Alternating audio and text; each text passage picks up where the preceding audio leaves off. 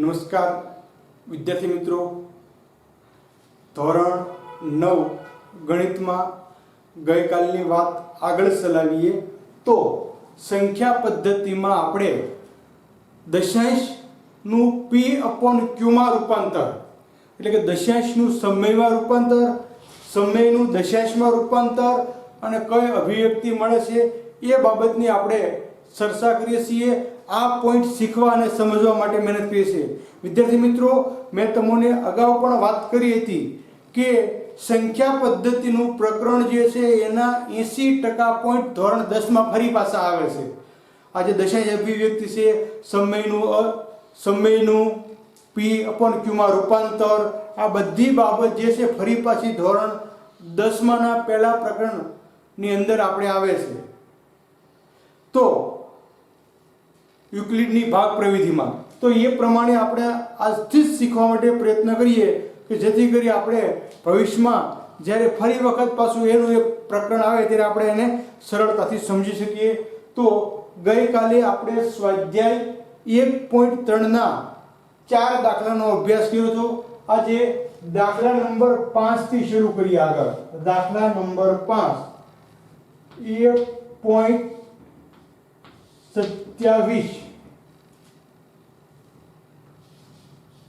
ને p/q સ્વરૂપે દર્શાવો। તો વિદ્યાર્થી મિત્રો, આ રીતનો દાખલો 2 માર્કમાં પૂછાય છે।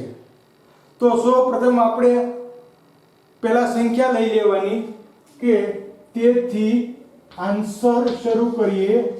તેથી 1.27 પુનરાવર્તિત સંખ્યા મળશે। 27 પુનરાવર્તિત થયા કરશે એમના। ધારો કે x = 1.27 પુનરાવર્તિત થયા કરે છે।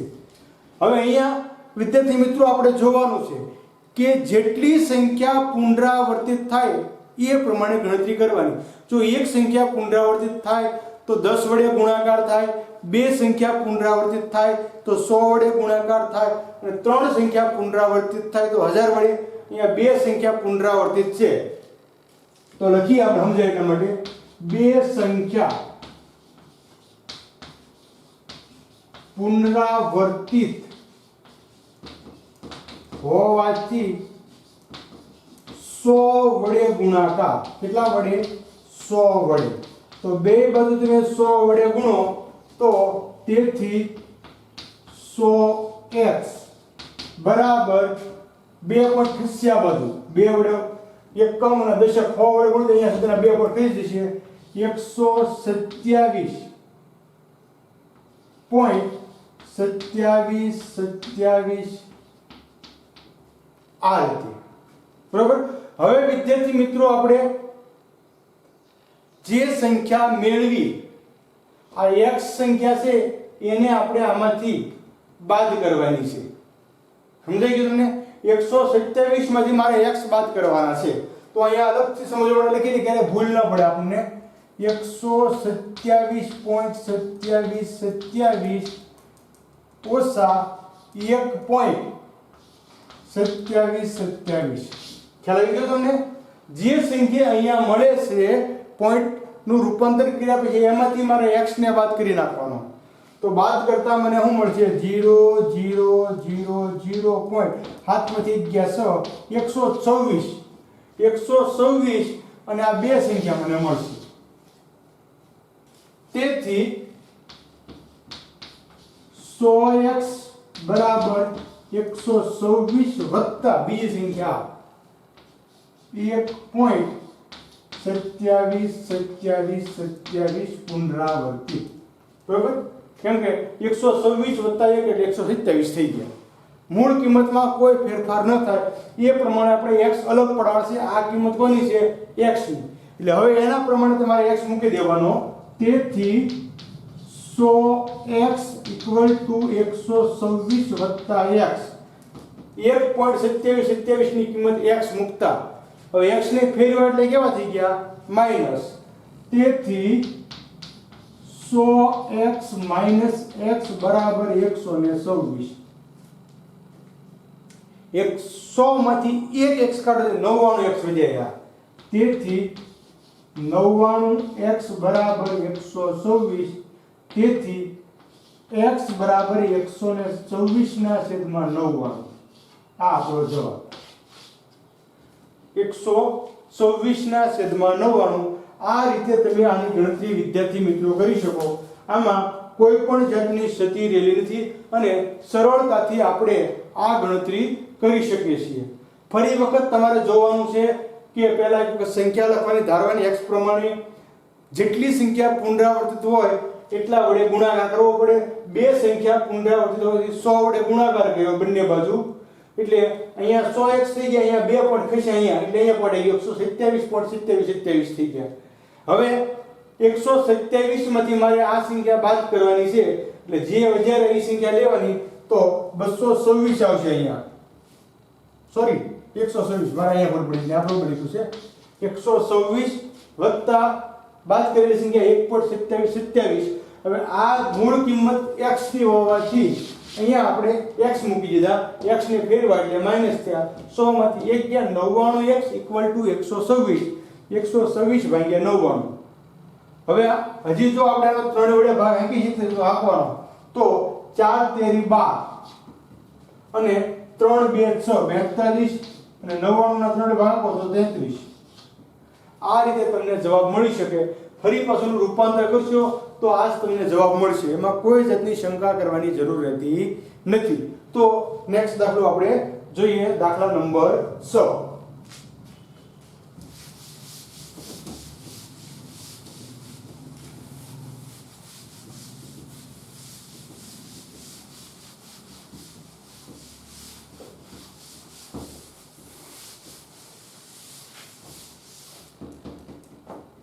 દાખલા નંબર 6 તો એ પણ આ રીતનો દાખલો છે.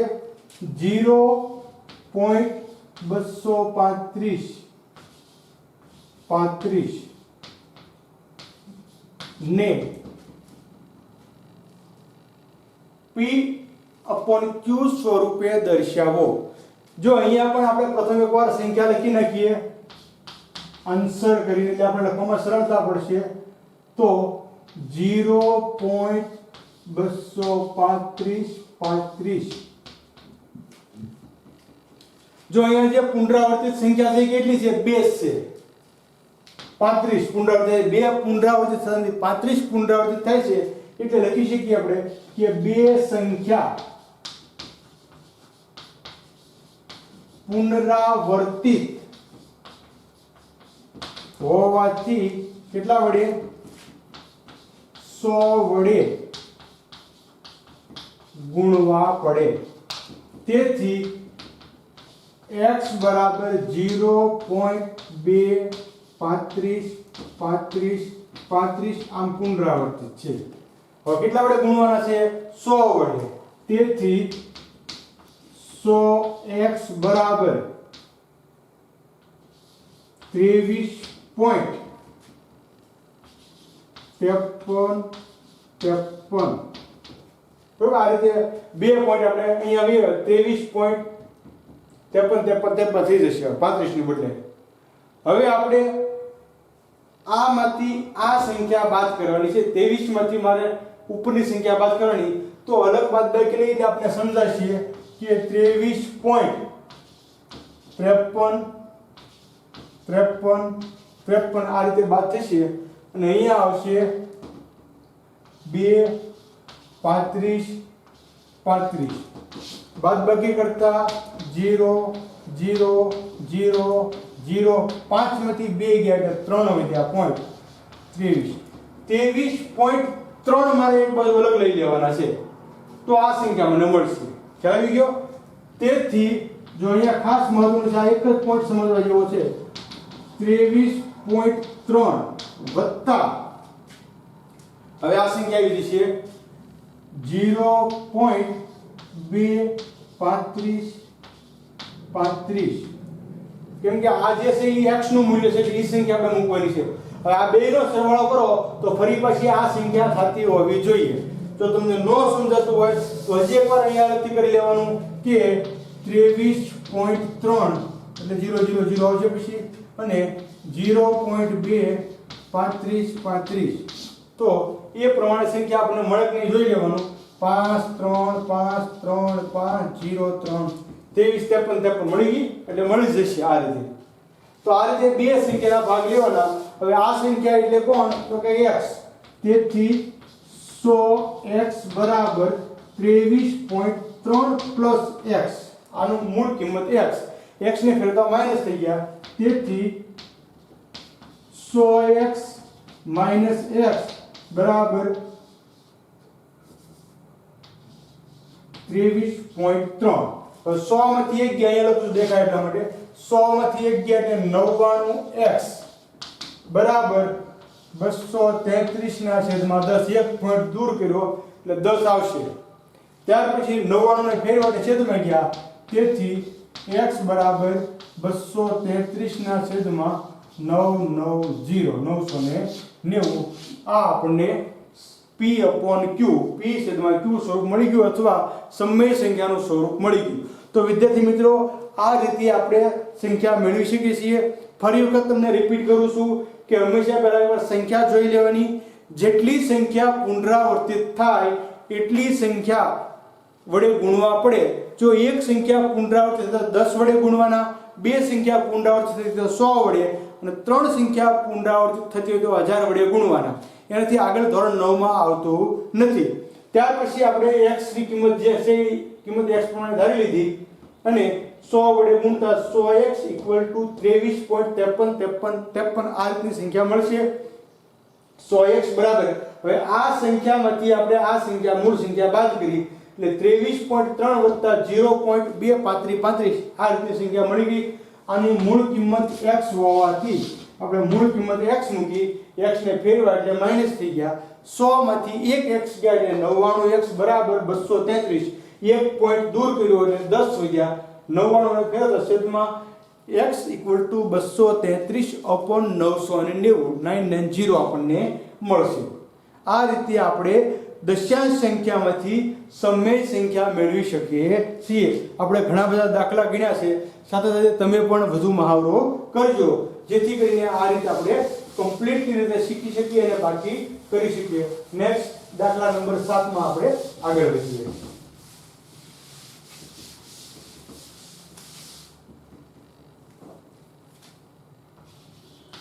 દાખલા નંબર 7 1/17 ની દશાંશ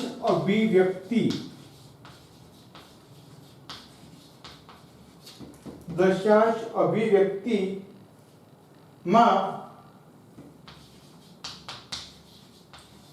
પુનરાવર્તિત સંખ્યા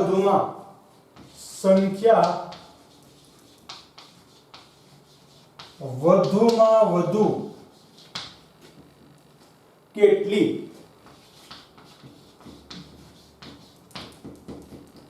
તમારો જવાબ ભાગાકારની મદદથી ચકાસો. તમારો જવાબ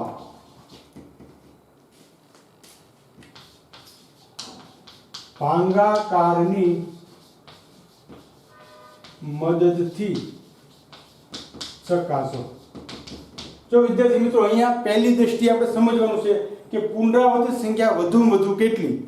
તો ટૂંકમાં જ તમને કહી દઉં છું કે છેદમાં જે સંખ્યા હોય એના કરતાં એક સંખ્યા ઓછી પુનરાવર્તિત મળે અથવા ઓછી મળે તો વાંધો. વધુમાં વધુ કેટલી કીધું છે ને? વધુમાં વધુ કેટલી? તો વધુમાં વધુ પુનરાવર્તિત સંખ્યા કેટલી મળે? છેદમાં જેટલા હોય એના કરતાં એક ઓછી. ખ્યાલ આવી ગયો? તો આપણે કહી શકશું તમે તે કે સમય સંખ્યા કઈ છે?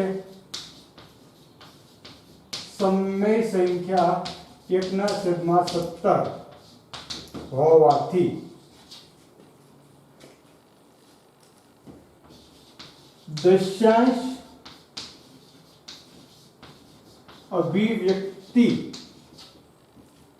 માં પુનરાવર્તિત સંખ્યા વધુમાં વધુ 16 હોઈ શકે. કેટલી હોઈ શકે? 16. જો ઓછી પછી 2 હોઈ શકે, 5 હોઈ શકે, 10 હોઈ શકે, પણ વધુમાં વધુ 17 ન હોઈ શકે. 17 સંખ્યા કાર્ય પુનરાવર્તિત આવતી નથી, કેમ કે છેદ જેના જે હોય એના કરતાં એક સંખ્યા ઓછી પુનરાવર્તિત મળે. દાખલા તરીકે કોઈ પણ સંખ્યાના છેદમાં 5 હોય તો પુનરાવર્તિત સંખ્યા 4 મળે, 5 કરતાં વધુ મળે નહીં. પછી ઓછી મળી શકે, હમુથી મૂળ ન મળે એવું બની શકે, 1 મળે, 2 મળે, 3 મળે, 4 મળી શકે. ટૂંકમાં આપણે એક જ દ્રષ્ટિએ જોવાનું છે કે છેદ કરતાં ઓછી એક સંખ્યા પુનરાવર્તિત મળે. તો અહીંયા છેદમાં 17 છે એટલે પુનરાવર્તિત સંખ્યા 16 મળશે. હવે આ તમારે ભાગાકારની દ્રષ્ટિથી ઘરે જ ચકાસવાનું છે. હું તમને ખાલી શરૂઆત કરી દઉં છું કે ભાગાકાર આ રીતનો થશે. 1/17 ભાગની આલે ભાગમાં પડી 0.10 થયા. હજી ભાગની આલે ભાગમાં પડી 0, 100 થયા. બરાબર? તો હવે 17 નો ઘડિયો બોલવાનો છે મારે 100 સુધી. તો 17 5 85, કેમ કે 17 102 થશે. 17 5 85 બાદબાકી કરતા 5 વધ્યા, અહીંયા 1 વધ્યો, 150. બરાબર? તો હવે 17 નો ઘડિયો બોલવાનો મારે 150 સુધી. તો 17 9 153 થાય, એટલે 17 8 ભાગાય છે. 17 8 136, 4 વધ્યા 14, 140 થયા. તો 140 થયા એટલે ફરી પાછું 8 ભાગાય છે. 17 8 136, 4 વધ્યા 40 થયા. 17 1 17, 17 2 34, 17 3 51, 17 2 34, 6 વધ્યા 0 થયા. હવે આ રીતે તમારે 16 ભાગ સુધી જવાનું છે. 16 સંખ્યા પછીની સંખ્યા ફરી પાછી એની સંખ્યા આવી જશે, 0 આવી જશે. 16 સંખ્યા પછી ફરી વખત પાછા 0 આવી જશે. એટલે તમારે 16 સુધી પહોંચવાનું છે. બરોબર? આ રીતે તમારે આખા પેજનો ભાગાકાર થશે અને 16 સંખ્યા મળશે. 17મી સંખ્યા પછી પુનરાવર્તિત સંખ્યા 0 આવી જશે. 16 સંખ્યા ગમે એ આવી શકે. 17 થી ફરી પાછું 6 થી શરૂ થાય, 0 પછી 5 પછી 8 પછી 8 પછી 2 આ જ સંખ્યા મળશે. તો તમારે આ દાખલાના ભાગાકારની મદદ ચકાસવાનું છે. મેં એમ કીધું કે વધુમાં વધુ 16 સંખ્યા હોય તો કેટલી મળશે તમારે જોવાનું છે. બરોબર? એટલે આ દાખલો તમારે અહીંથી પૂરો કરી દેવાનો છે. 16 સુધીના ભાગાકાર આ 1 2 3 4 સ્ટેપ મેં આવી ગયા, એમ તમારે 16 સુધી હાલવાનું છે. બરોબર? 4 સ્ટેપ આલ્યા, હજીના 12 સ્ટેપ બાકી છે, એટલે આખા પેજનો દાખલો થશે. બરોબર? પૂરો કરી દેજો તમે. નેક્સ્ટ આગળ વધીએ તો દાખલા નંબર 8.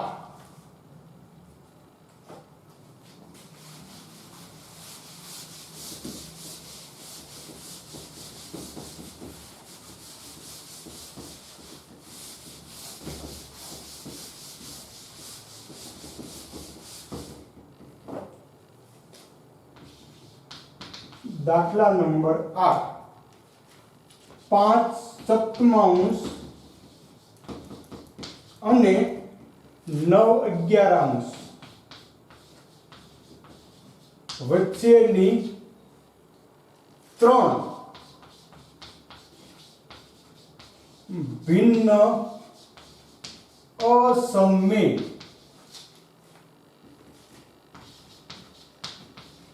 સંખ્યા શોધો. જો અહીંયા આપણે પ્રથમ જોઈએ કે 5/7 અને 9/11 વચ્ચેની 3 સંખ્યા આપણે ગોતવાની છે. આન્સર શરૂ થઈ ગયો અહીંથી. તો પહેલા 5/7 નું આપણે દશાંશમાં રૂપાંતર કરવાનું, ત્યાર પછી 9/11 નું દશાંશમાં રૂપાંતર કરવાનું ભાગાકારથી. અહીંયા વિદ્યાર્થી મિત્રો આ ભાગાકાર આપણે રફ કામમાં કરવાનો છે. તો અહીંયા હું લખું છું ખાલી તમને સમજાય એટલા માટે કે 5/7 ભાગની આલે ભાગમાં પડી 0 50, 7 7 49, 1 વધ્યો 10 થયા, 7 એકા 7, 3 વધ્યા 30 થયા, 7 4 28, 2 વધ્યા 20 થયા, 7 2 14, 6 વધ્યા 60 થયા, 7 8 56, 4 વધ્યા 40 થયા, 7 5 35, 5 વધ્યા 50 થયા. જો પુનરાવર્તિત સંખ્યા આવી ગઈ, 50 પાસે આવી ગયા, એટલે આપણે લખીશું કે તેથી 5 સપ્તમાંશ બરાબર કેટલા આવશે? 0.71 42 85. બરાબર. આ 5 સપ્તમાંશ નું મૂલ્ય આપણને મળી ગયું. આ પુનરાવર્તિત. હવે ત્યાર પછી આપણે લેવાનું છે 9 ભાગ્યા 11. 9 ભાગ્યા 11 ભાગની એટલે ભાગમાં પડી 0. 11 88, 2 વધ્યા 20 થયા, 11 એકા 11, 9 વધ્યા 90 થયા,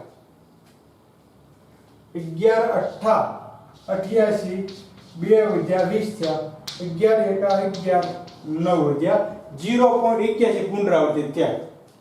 તેથી 9 ના છેદમાં 11 બરાબર 0.81 પુનરાવર્તિત. જો હવે આપણે વિદ્યાર્થી મિત્રો શું કરવાનું છે?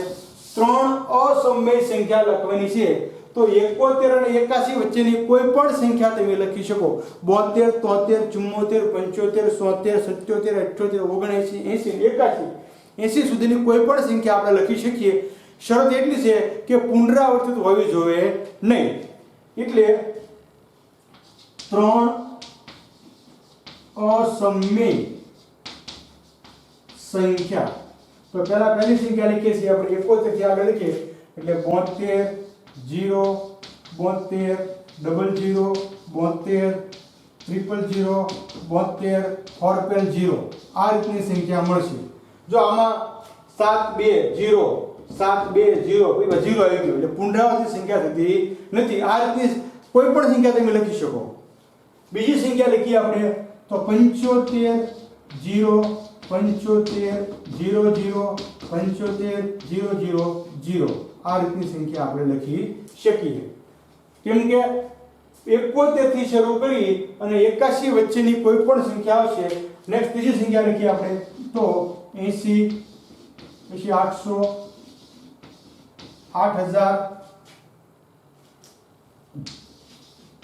4 મીડા.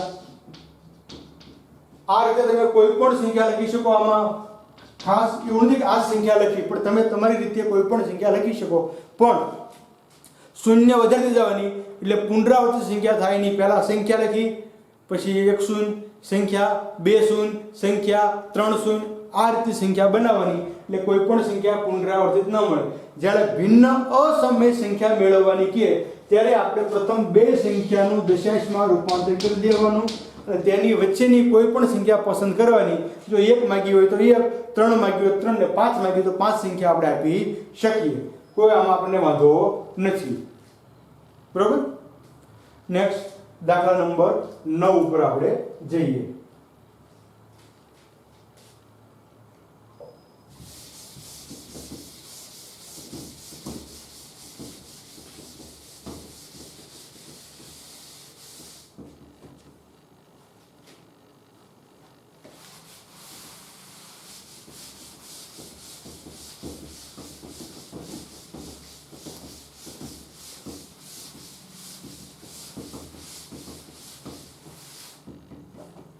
દાખલા નંબર 9.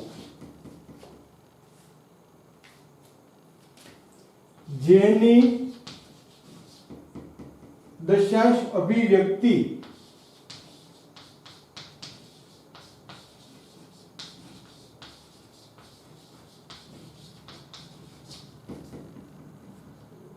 અનંત આવૃત હોય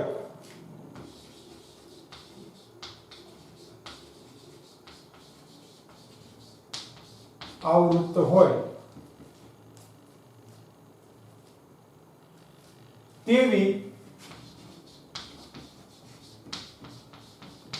ત્રણ સંખ્યાઓ લખો.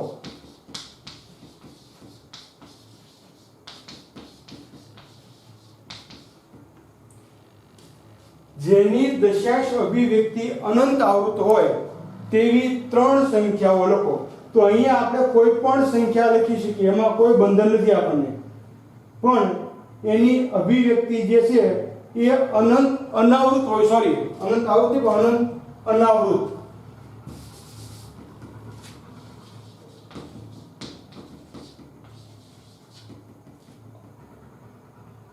અનંત અનાવૃત સુધારી લખો. હું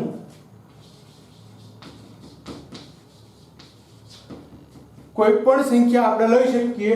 તો અનાવૃત સંખ્યા એટલે કે અસમય સંખ્યા આપણે લખવાની છે. બરોબર? તો પહેલા પોઈન્ટ કરી દઈએ આપણે કે અનંત અનાવૃત સંખ્યા અસમય સંખ્યા કહેવાય છે. બરોબર? અનંત અનાવૃત સંખ્યા છે, આવી સંખ્યાને આપણે અસમય સંખ્યા તરીકે ઓળખીએ છીએ. તો અસમય સંખ્યા બતાવી આપણે હમણાં એની પહેલા જોયું એ પ્રમાણે કે કોઈ પણ ત્રણ સંખ્યા તમે જો આમાં કોઈ બંધન તમને આપ્યું નથી કે અહીંથી અહીંયા સુધીનું, તો તમે આમ પણ લખી શકો કે 0.1111000011 આ એક સંખ્યા બની. બીજી સંખ્યા તમારે આપવી હોય તો તમે આપી શકો 0 15 0 15 00 15 000 15 0000 આ બીજી સંખ્યા. કેમ કે આમાં કોઈ તમને લિમિટ આપી નથી. આગળની સંખ્યા મોટી સંખ્યા લેવી હોય તો તમે મોટી સંખ્યા પણ લઈ શકો છો કે 99 0 99 00 99 000 99.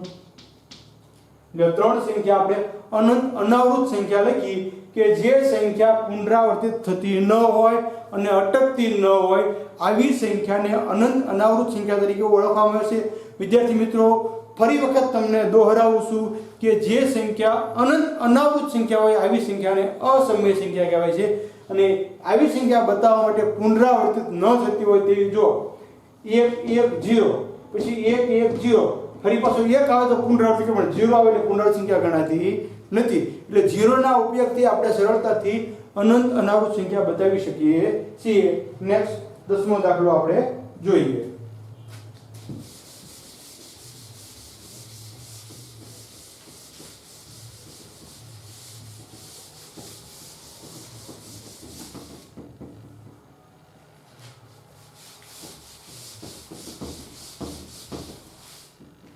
દાખલા નંબર 10. તો જેમાં P અને Q ને એક સિવાયનો કોઈ સામાન્ય અવયવ ન હોય, કોઈ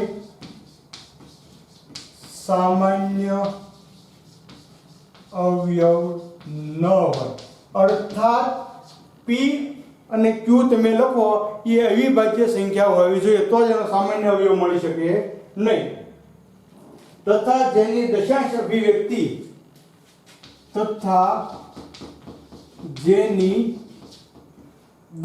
અભિવ્યક્તિ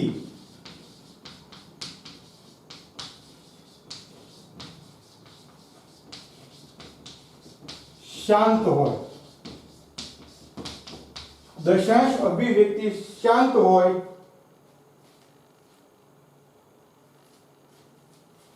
તેવા P/Q ના ઉદાહરણો લખો. બરાબર? અને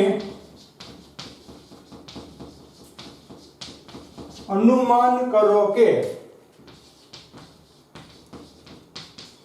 QA કયા ગુણધર્મો નું પાલન કરવું પડે। જો અહીંયા આપણે એવી અભિવ્યક્તિ લખવાની જેની અભિવ્યક્તિ શાંત હોય તો એના માટેનો બહુ સરળ નિયમ ધોરણ 10 માં આવે છે, છતાં આજે આપણે જોઈ લઈએ કે છેદમાં 2 અને 5 સિવાયની સંખ્યા ન હોય, 2 અને 5 સિવાયની સંખ્યા ન હોય તો આવી સંખ્યાને આપણે શાંત સંખ્યા તરીકે ઓળખીએ છીએ। છેદમાં કા 2 અને કા 5 આવવા જોઈએ, એની સિવાયની કોઈ સંખ્યા ન ચાલે, બરોબર। તો આપણે પ્રથમ લખીએ છીએ 1/2। જો આ શાંત સંખ્યા છે, તમે જોઈ શકો છો 1/2 કરો, 0 ભાગની એટલે ભાગમાં પડી 2 પંચાને 10, ભાગ અટકી ગયો એટલે 0.5 આ શાંત અભિવ્યક્તિ। 2 અને 5 ગમે હાલે, જો હવે 1/4 કર્યા તો 1/4 0 10, 4 દુ 8, 2 + 20 થયા, 4 પંચા 20 બરાબર 0.25। હવે 1/5 તમે કરો, 1/5 કે 1/25 કરો તો 1/25 0, 10 થયા, ભાગની એટલે ભાગમાં પડી 0, 100 થયા, 25 4 100 બરાબર 0.04। તો આ તમામ સંખ્યાઓ જે છે એ આપણને શાંત સંખ્યા મળી। પણ હવે તમે એક અલગ સંખ્યા લો, 2 અને 5 સિવાયની સંખ્યા લો, કે 1/3, 1/3 લખ્યા તમે તો 1/3 0 10 થયા, 3 3 9, 10 થયા, 3 3 9 તો આવશે 0.3 પુનરાવર્તિત। જો આ શાંત સંખ્યા નથી, અનંત આવૃત સંખ્યા છે, એટલે આપણે કીધું એમ કે એક સિવાયના 2 લીધા, 3 લીધા, 4 લીધા, 5 લીધા, હવે 6 લ્યો, 1/6 તો ભાગની ભાગમાં પડી 10, 6 1 6, 4 વધ્યા 40 થયા, 6 36, 4 વધ્યા 40 થયા, 6 36, 4 વધ્યા તો 6 લખો તો શું આવશે? 1/6 બરાબર શું આવશે? 0.1 અને 6 પુનરાવર્તિત। એટલે આપણે કહી શકીએ કે Q એ કયા ગુણધર્મનું પાલન કરવું જોઈએ? તો Q માટે આપણે કહી શકીએ કે Q નો અવયવ 2 અને 5 હોય તો જ શાંત આવૃત અભિવ્યક્તિ મળે, બરોબર ને? Q એ કયા ગુણધર્મનું પાલન કરવું જોઈએ? તો આપણે કહી શકીએ કે Q = m, Q = 2 નો m ઘાત અને 5 નો n ઘાત, કોઈ પણ ઘાત હોઈ શકે તો આપણને આ સંખ્યા મળી શકે અથવા એનું રૂપાંતર આપણે લઈ શકીએ। બે માંથી કોઈ પણ સંખ્યા તમે 2 ની m ઘાત કે 5 ની n ઘાત આ રીતનું રૂપાંતર આપણે મળવું જોઈએ, અથવા તો કેમ કે 5 2 10 થાય, 10 થતું હોય તો જ શાંત અભિવ્યક્તિ બને, 10 થાય, 100 થાય, 1000 થાય ત્યારે। એટલે 2 અને 5 સિવાયની કોઈ પણ સંખ્યા તમે છેદમાં લ્યો ત્યારે જેની અભિવ્યક્તિ છે શાંત બનતી નથી। એક 6 લ્યો, એક 7 લ્યો, એક 8 લ્યો કે એક 9 લ્યો, એક 8 નું કશું થઈ જશે, કેમ કે એક 8 લ્યો એટલે 8 માં 2 + 2 + 2 × 2 × 2 × 2 આવશે, એટલે 8 પાછા હાલે। એટલે આપણે કહી શકીએ છીએ કે Q નો અવયવ 2 અને 5 હોય તો શાંત આવૃત્તિ અભિવ્યક્તિ મળે। એટલા માટે Q = 2 નો n ઘાત કે 5 નો n ઘાત આપણને મળતો હોવો જોઈએ। તો આપણે એ સંખ્યા જે છે એ મેળવી શકીએ.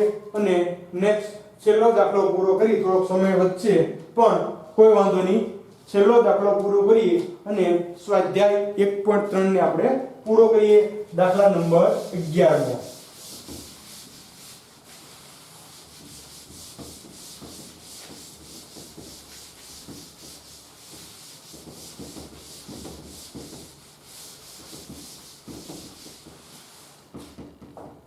દાખલા નંબર 11. નીચેની સંખ્યાઓનું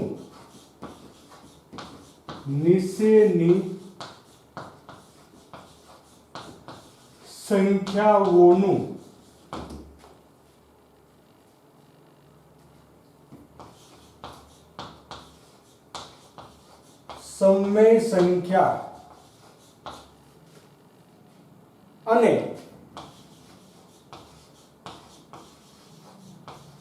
અસમય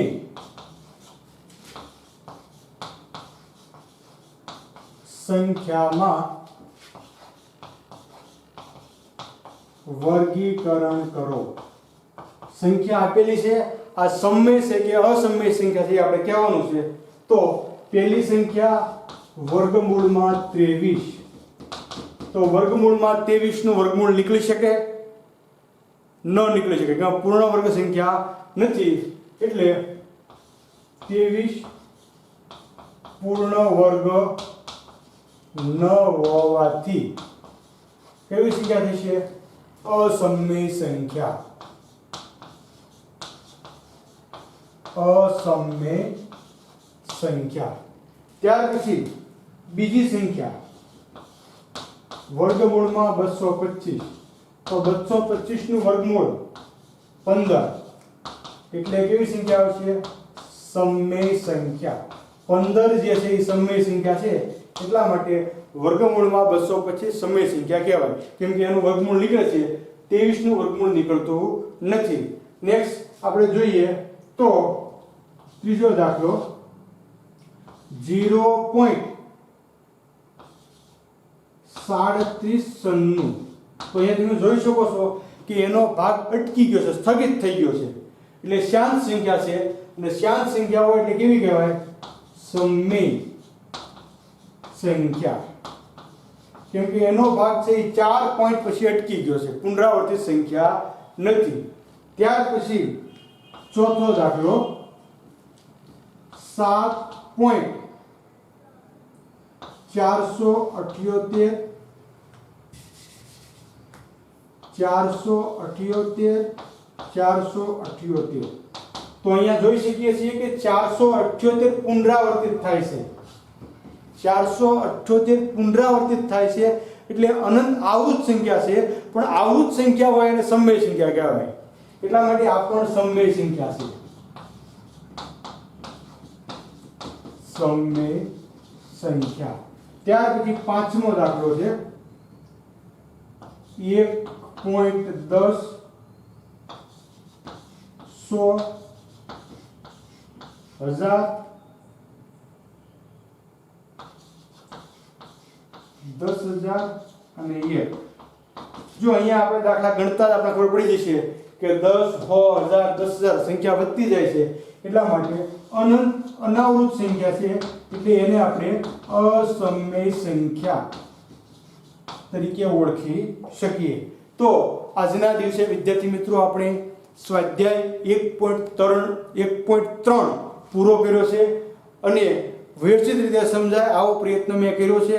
આમ છતાં તમને કોઈ મુશ્કેલી પડતી હોય તો ચોક્કસ મારું ધ્યાન દોરો. પદ્ધતિમાં ફેરફાર થશે અને વિદ્યાર્થીને વધુમાં વધુ માહિતી મળે એવા મારા થકી પ્રયત્નો થશે. તો આ સ્વાધ્યાય 1.3 નું તમે પાકી બુકમાં લખી નાખજો. વચ્ચે જે દાખલા મેં બાકી મૂક્યા છે, ગઈકાલે પણ એ 3 દાખલા આપ્યા હતા, આજે ભાગાકારનો દાખલો અધૂરો આપ્યો છે, એને પૂરો કરી દેજો. અને સાથે સાથે રોજનું કામ રોજ કરીએ આ સિદ્ધાંતને અનુસરી અને નિયમિતપણે 2 થી 4 કલાક અભ્યાસ કરી અને તમારો મહારો શરૂ રાખો.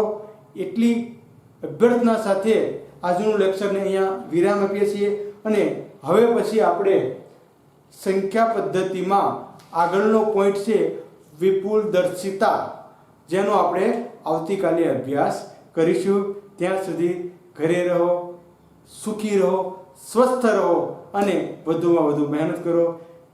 અસ્તુ.